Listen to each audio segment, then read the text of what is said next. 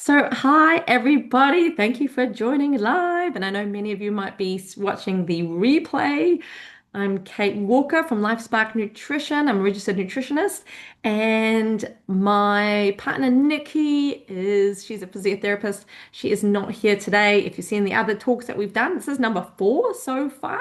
So that's been really exciting. Just having these little mini webinar series to help women feel, their best and live their best lives with these sort of strategies that we like to give to our community that I think we all need, even if it's a recap. Sometimes it's some more aha moments. And today we've done one on sleep and gut health and mental health, and today is also about energy and fatigue.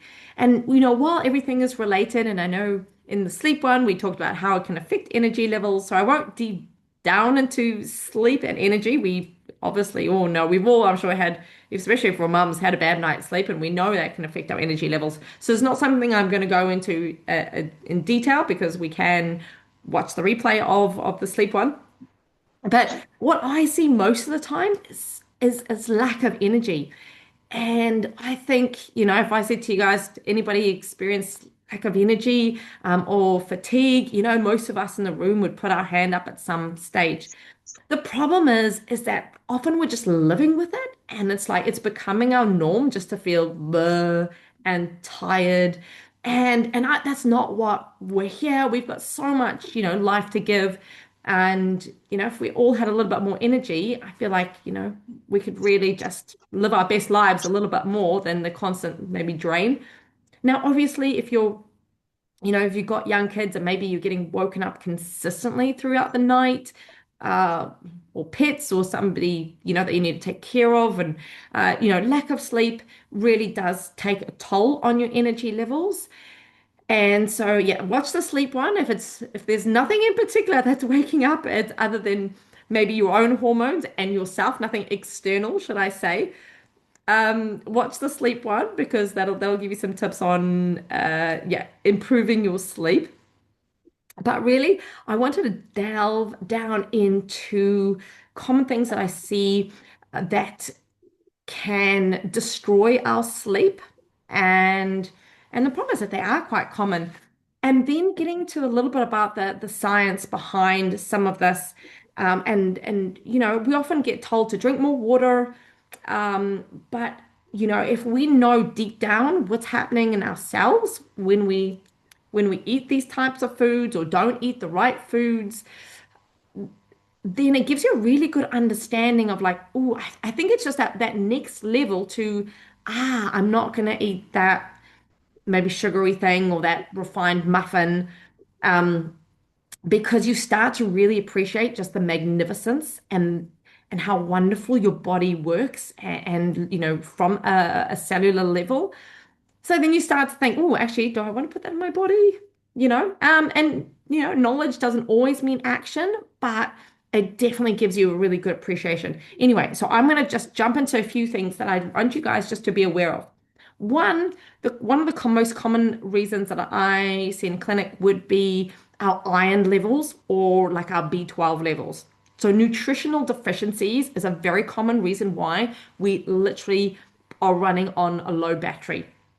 So if you feel like you're consistently fatigued, and it's not because your toddler is waking you up multiple times in the night, really go and get your iron levels checked, and same with your B12, and get those results. Sometimes we don't get the results, and we don't get a call back from the doctor's, practice. And so we assume that everything's fine, but often we won't get the call back unless you're deficient. But it doesn't necessarily mean that you are in an optimal level. So always get those results, and you're welcome to send them to me as well, and make sure that you're at least halfway or above. Okay. So, uh, if you don't have enough iron, you're not going to carry enough oxygen around the body. And yes, life is going to be really hard. Same with, B12. B12 is really important for our cognitive performance. So often people will go, oh man, I'm just feeling so foggy brain. I've yeah, my thinking ability. It can affect your memory, thinking ability. So really go check that those B12s. Sometimes they go hand in hand, sometimes they don't. Your iron levels might be fine, but your B12 not. So yeah, that would be number one. And the other thing I would check would be your thyroid hormones. So like your TSH, because your thyroid just impacts so much of your metabolism and your energy as well. So, and all those processes in creating energy. So, yeah, definitely thyroid, B12, iron. And now, the other thing we tend to do, speaking coming from a nutrition, what's going on in your diet, we tend to not eat enough magnesium containing foods as well. And it's probably why the rise in magnesium supplements have gone on and gone up, and probably a really good thing too. Some supplements better than others, but the way our food is, our vegetables are grown now, and our soils are a little bit more deficient in magnesium. And so, magnesium foods are, your dark leafy greens and your nuts and your seeds and your legumes. I mean, you think of a Mediterranean diet, that's probably a good one. And in my notes, I'm going to send you guys um, more about, what foods contain magnesium. But, magnesium it does over 300 roles in the body. And including the conversion of your dietary sugars, fats, and proteins into energy. So, a lot of people just think magnesium is to stop muscle cramps, but really does help your cells, your mitochondria, produce, absorb their food in a simple way, and those nutrients to help make that ATP and put it out there.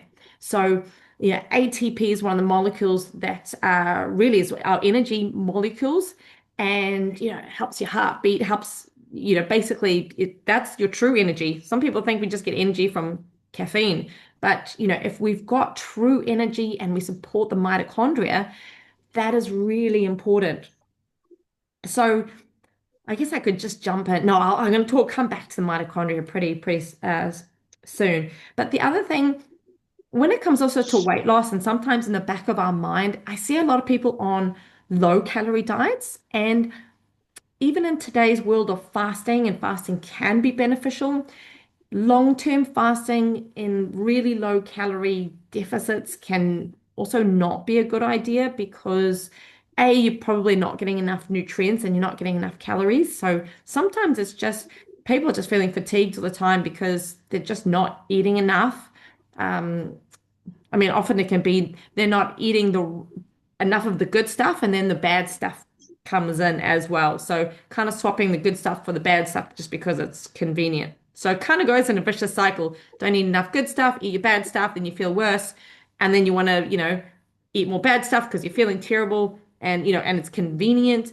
So, not having enough energy really sets you up in a not a good place, in a vicious circle, because we do want to go for more convenient food, which is normally a more processed food, things that you don't have to cook so much, etc. So yeah, it's sometimes it's like brushing your teeth. You just want to go to bed, but it's really good for you. And same with just taking 5-10 minutes to make a quick meal. In fact, you know what? The other night I saw the line for the McDonald's drive-through. I was going to the supermarket, looked so long. I was like, I bet you I could go into the supermarket, pick up a roast chicken and pick up a bag of coleslaw and have a really simple, quick meal by the time you go through the drive-through. And so actually eating well can be really quick too. Anyway, I'll come back to that, some strategies there. So we've also got on our little list not enough calories.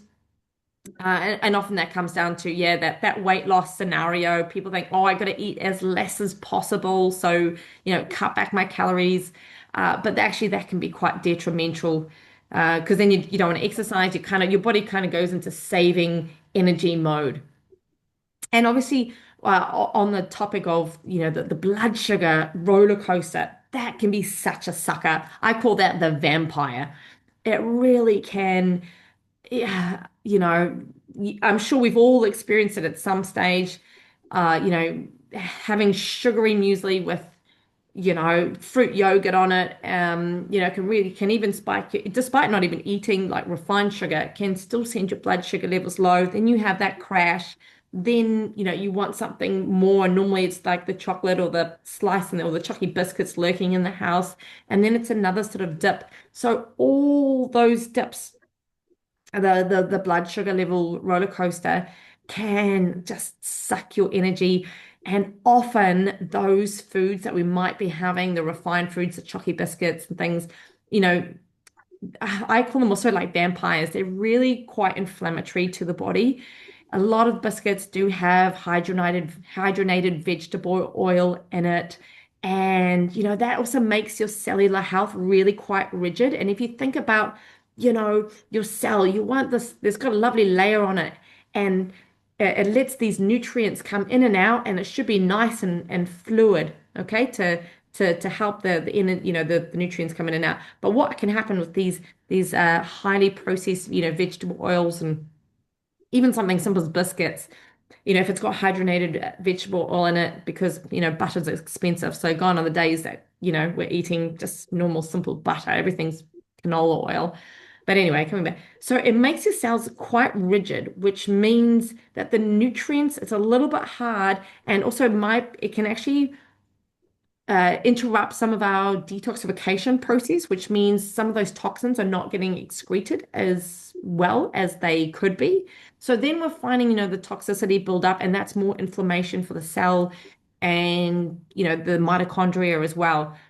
The problem with, and just for those of you who don't maybe know what mitochondria is, think of your cell as, the earth. And if we were looking at the earth from space, we can see all the different countries and the continents, right?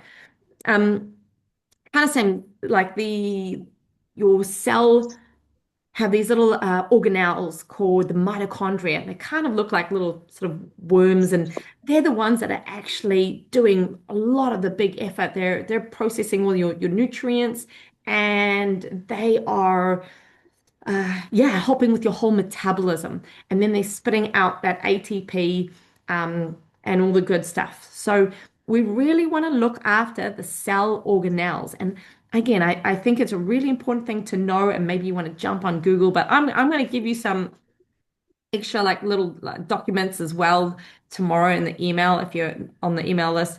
And because I think it's really important to know about your mitochondria. And you know what? I mean, some people say to me, "Oh, you're so good, Kate. You don't eat any of that stuff." I mean, sometimes in certain occasions, birthdays or things, I'll have that. But certainly when I go into a cafe and I look at the caramel slice and this and that, I think about my mitochondria. I literally do. And it stops me in my tracks, to go, actually, you know what, these guys are working so hard. I want good energy levels for the rest of the day. I don't want to eat that slice because I actually know what it's going to do. It's going to just make me crash, um, in a couple of hours later. And not only that, it's not only the energy sucker, but it's also, as I said, the inflammatory state that it can put you on. So, yeah, think about your mitochondria, because diet and lifestyle has a huge role to play in their function. And basically, if we don't look after our mitochondria, everything else is just they're gonna fail. Even from a sleep point of view. So it is really important to get your sleep on track, because that can help your mitochondria. When we your cells also contain your DNA, and that's when we get the DNA damaged. And again, so that's what, when I think about inflammatory foods and say McDonald's and things, and even like hot chips, I would never order them. And maybe once in a blue moon, I might take some off a friend's, but really it's just things like that I go, do you know what? That has potential to ruin my DNA. And so it's a big stopper on my tracks. So that's what I want to share with you, really from a more in-depth point of view, rather than not just, okay, drink more water. Well, yep, we do know if you're dehydrated, you're going to feel foggy brain, you're going to feel angry and everything. So, but from just giving you a little bit more like, whoa, why shouldn't I eat that sugar that I normally eat, or that, other, refined, even sometimes just, white bread and that sort of thing. So we don't want to ruin our DNA, which is going to make us feel worse and set us up for more lifestyle diseases as well. So we don't want impaired, half functioning mitochondria. We want to serve those guys. And what we want to do is really elevate them. And how do we do that? We need nutrients. That is a big key. So like really start to think about, your breakfast, your lunch, and your dinner. And I would say really the three good meals a day. And even if you are fasting, and you start at 10, well, at least have like something wholesome, yeah, at 10 o'clock. Breakfast doesn't have to be too early, but yeah, check your iron levels because low iron levels is terrible. Your B12. Um, do get your weight under control as well. So that is important because especially if your weight gain has come from inflammatory foods, excess body fat is not good for you as well. And there are a number of reasons why. But yeah, so getting your weight down in a safe and positive light rather than, crash diets. The looking after your liver, that's another big one to help with our energy levels as well. And so, alcohol can be a real big energy sucker. I'm sure we've all noticed that, that after a night out as well. How good do you feel when you've drunk too much? No, normally it interrupts your sleep, and B, you never feel so good the next day. So, alcohol, another bit of a vampire. Again, keep it to special occasions. But if it's coming in consistently, that's when you want to just say, okay, what's putting pressure on my liver? And that's definitely going to affect my energy levels. Same with you, we did do one on gut health, um, not last week, the week before. So look at that because gut health can definitely play a huge role in your energy levels as well. Stress is another big one that can affect your mitochondria. So coming back to that inflammation, the free radical activity. So free radicals, think of them, they're unstable molecules in the body. I like to think of them as like little asteroids or little meteors. If you, as I said, if your cell is the Earth, and you've got these meteors come in to cause craters in your cell. Okay. So they are they do a lot of damage to your DNA, to the mitochondria. And as I said, when you've got malfunctioning mitochondria, it's just not going to be your whole metabolism is just not going to work well. So how do we reduce these meteors? One is your stress management.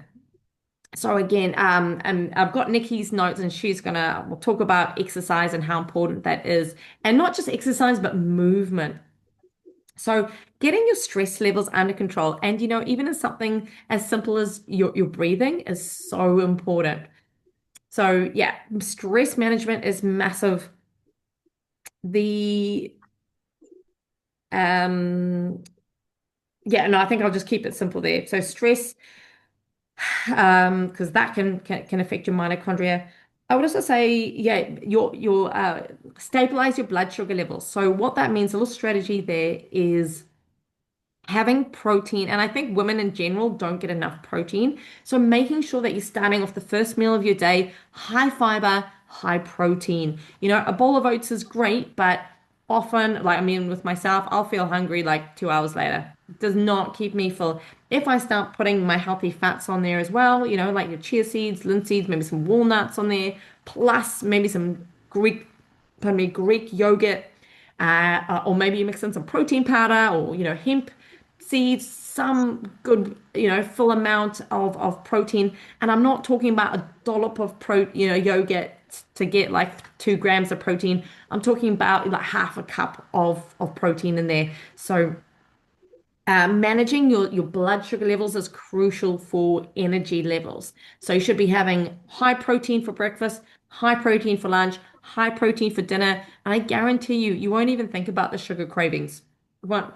I mean, there's actually lots of fun recipes out there that's made with lots of protein powder, and there's, all sorts of keto recipes with with low sugar. But definitely, like if you just focus on three good balanced meals that can have, your protein, your vegetables, so your fiber, and your healthy fats. So your veggies, your healthy fats, your protein, you know, you're going to set yourself up so well. And that's when it comes to, that getting out of a vicious cycle. If you do feel right now that you're just drained, like the thought of meal prep is really hard, honestly, give yourself 3 days. Even like in 3 days, you can change that around. You'll have a little bit more energy, which means you'll have a little bit more effort to put into meal prep. But as I said, meal prep can actually be super, super simple. Like tins of tuna on some brown rice and, maybe some frozen vegetables. So, or like another easy one is like a wholemeal wrap with some coleslaw on it, with maybe last night's chicken, or maybe some boiled eggs. So keep it super simple for yourself. We don't have to go making some sort of, gourmet Instagram style, lunch or dinner or any meals. Keep it really simple with those, I guess, sort of four things: your healthy fats, your fiber, so your vegetables, and your protein, and maybe some healthy, yeah, healthy carbs. So that could be part of your fiber. I mean, if you're not a carbohydrate person, just make sure you're getting some more extra healthy fats, like nuts from a nut. And avocado's got a bit of fiber in it as well. So that's a nice thing with, just focusing on your vegetables, even if you're trying to keep you might be pre-diabetic or you're trying to keep your carbohydrates levels low. So go for more of your low starch vegetables, but it's still keep the fiber up, broccoli and cauliflower and yeah, even a bit of, pumpkins are more of a low glycemic starchy carb too. The other thing that we just want to also make sure that we're being aware of is any toxicity in your environment because I could give you the best diet and you could be sleeping amazingly and eating all this healthy food and exercising if you still got, and I do think it's important to mention this because sometimes we do have these things, these environmental toxins. So mold is a big one that can affect your health and well-being. So making sure that your house doesn't have any mold in it. Look at the bathrooms. These can also produce toxins into the air and can actually make you quite ill. So and also little things like your sprays, do you use a whole bunch of sort of spray and wipes and spray down the bench, Dettol, da da da da da da da. And you might be breathing in these chemicals. So maybe just start to slowly swap out, maybe hardcore strength things to, or wear a mask. I mean, just make sure that you're wearing protective gear. But there's certainly some really great antimicrobial, antibacterial sprays. The Eco Store or the Earthwise. There's some good brands out there that use more natural ingredients. And even our skincare as well, like what we put on, like it is great to see that the industry is changing with parabens and BPA, plastics.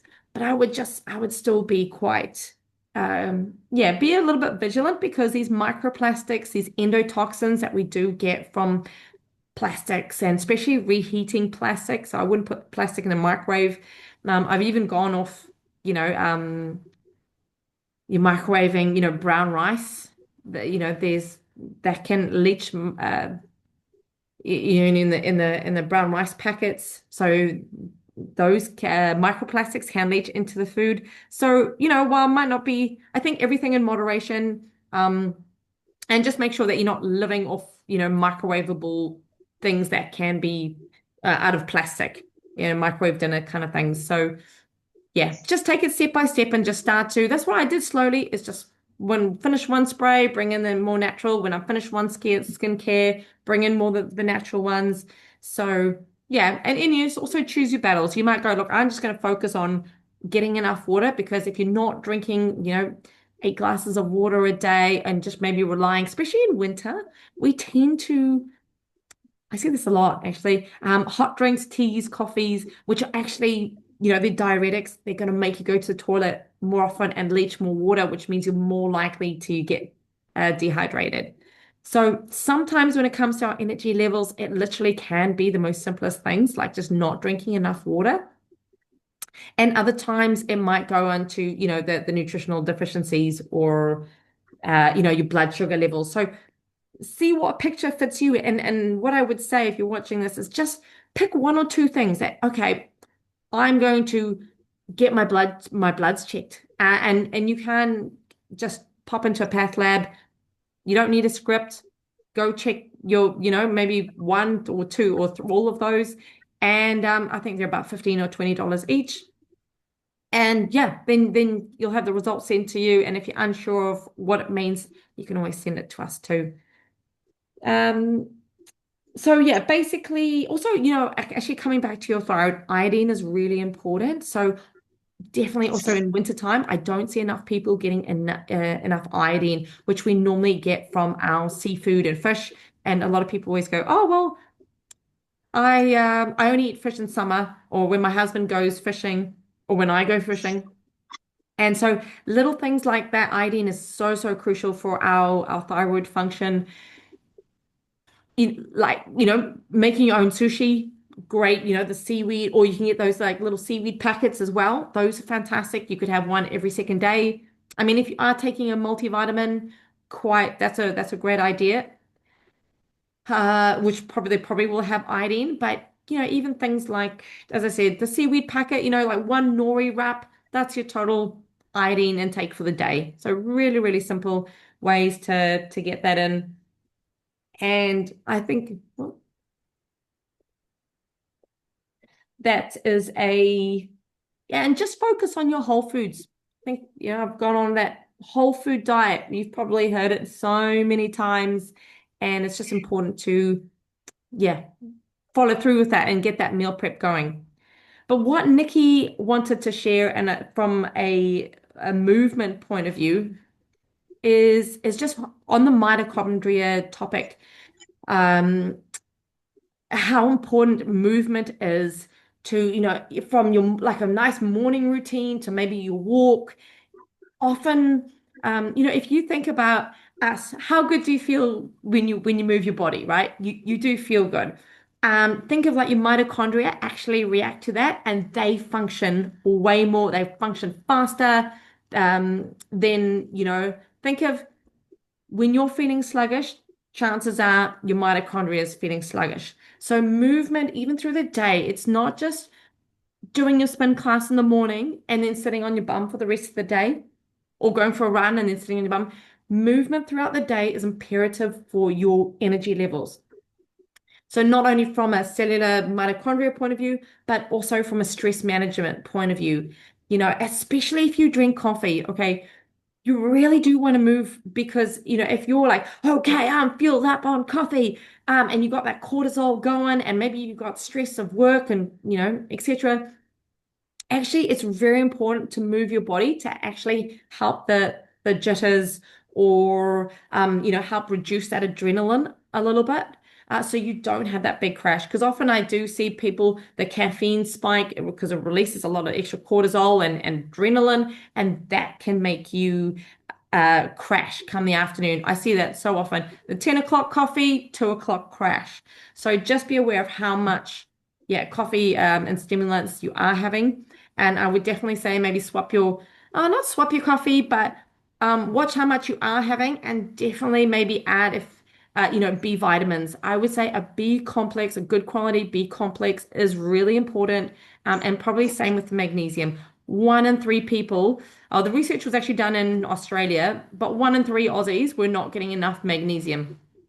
And so yeah, that would be something that I normally prescribe to people as well. If not, it's the iron or like the B12, but a good B complex and magnesium. But again, diet was first and foremost. But coming back to Nikki, what Nikki would say, she would highlight movement throughout the day is really important to de-stress and so de-stress your cortisol and improve your help with those endorphins.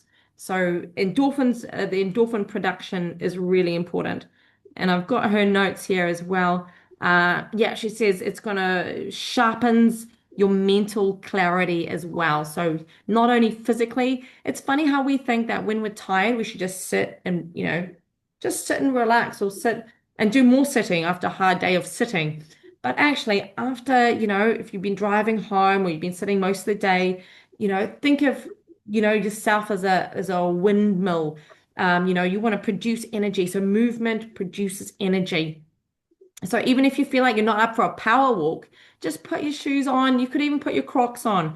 Just go for a walk, especially like after dinner. And if you did eat something sugary that you probably think, oh, probably wasn't so good for me, maybe a bit higher in sugar, movement and going for a walk is actually very good at helping pulling that sugar out of the bloodstream and getting into the cells as well. So helps with blood sugar regulation. So if you feel like, uh-oh, that's totally going to spike my blood sugar levels, we're going to pull that.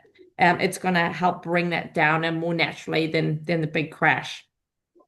So yes, that's what helps you use your body, your glucose more effectively, preventing energy crashes. And I would definitely say that with the caffeine. And oh, yes, another good one she sent me. Movement increases your heart rate, which pumps more oxygen and nutrients to your muscles and brain. This fuels your body more efficiently and sharpens mental clarity.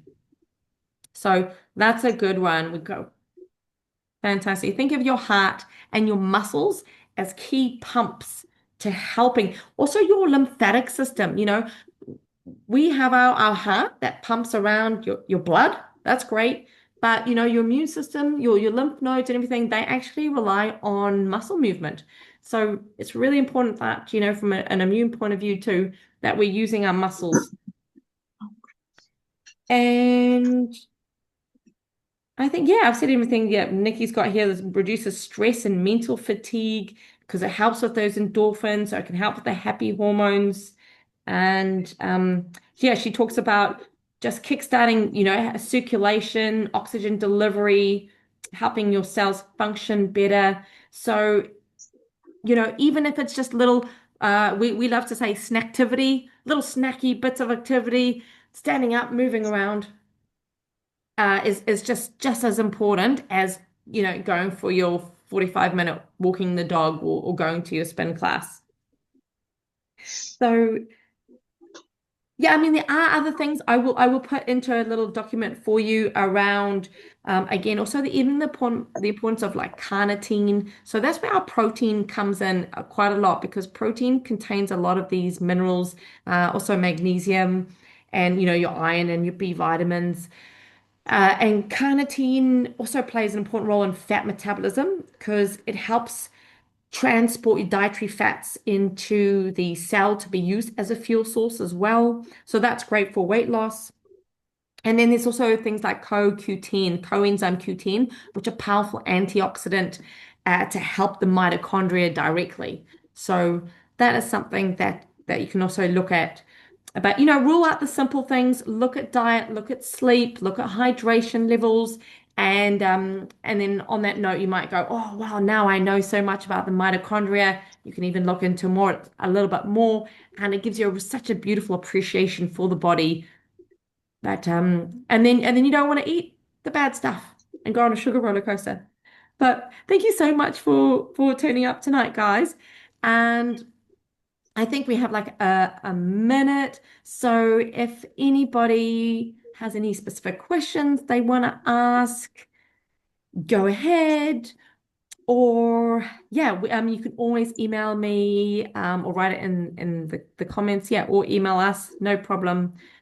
And you'll hear from me tomorrow with a nice little guide. I have, oh, you can't see that. Actually, I should take it off blur. But I've got a nice little energy guide for you, which will just go over a lot of what we've said today. And it's got a cool little body battery on it, can measure. I know some watches are pretty smart. My watch does a body battery as well, but I put in here like a sort of a written body battery too. But yeah, hopefully that gives Mm. you some little strategies and some little aha moments to go and make your, take control back of your energy. I think we just need to, sometimes we let everything else in our world crush us down, but it's actually from today, let's make sure that you are taking control of your own energy levels and going, you know what, I can do this, and I am going to do this meal prep, and I am going to just, throw out the biscuits or just not buy them, and I'm going to drink more water. But start small. If there's just start with one or two things. Once you got the momentum going, as I said, you can start to change your energy levels quite quickly unless there's a major like iron deficiency, that might take a little bit longer. But just keep thinking about it. I can take control of my energy. I can control of unless you got toddlers. But even if you're super stressed, so this is the important. Even if you're super stressed and you've got, toddlers waking you up, what you put in your mouth and how you move your body where you can is super important to reducing the amount of stress that's going to cause you. Okay. This is going to help prevent full-on burnout. So do always have that in the back of your mind that even small steps can really help with big changes to manage these external stresses that you may not be in control of, especially highly stressful situations. So if you've got external stress, try not to put internal stress into the body. Those, I promise I will stop there. But thanks so much, guys. I'm going to stop that. Yeah, do anybody have any questions? No? Okay. Awesome. You'll hear from me tomorrow. Thank you.